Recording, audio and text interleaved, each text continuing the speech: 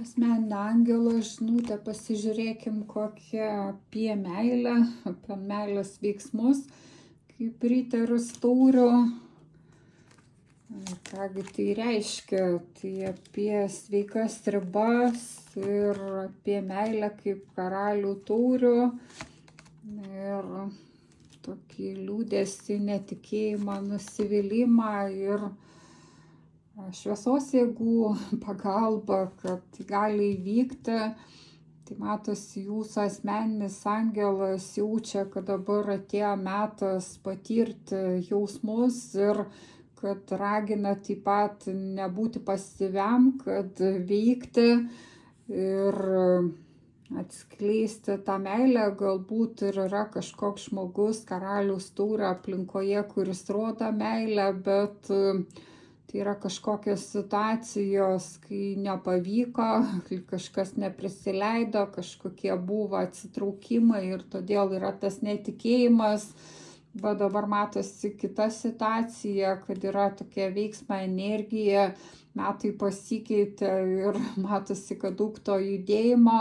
Čia riteris taurių, čia taip pat vežimas yra veiksmas, pokytis, judėjimas, taigi ką jums daryti.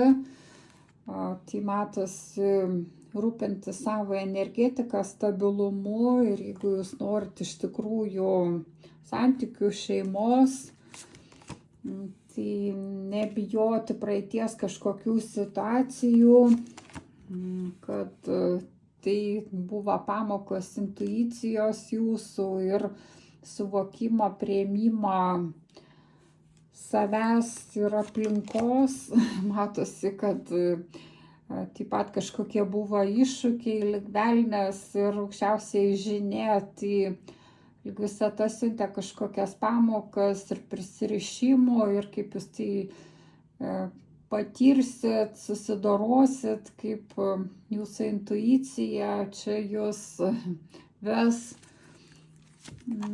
ir taip pat išeiti iš kažkokio tokio ir vaikiško poelgio, būti suaugusiu ir elgtis šiek tiek kitaip. Matosi, tos pamokos buvo apie tai ir kad lyg jūs ir šiek tiek liūdit, kažkokios situacijos nepavyko ir tai nuvedė jūs į kažkokią tamsią mėnulį.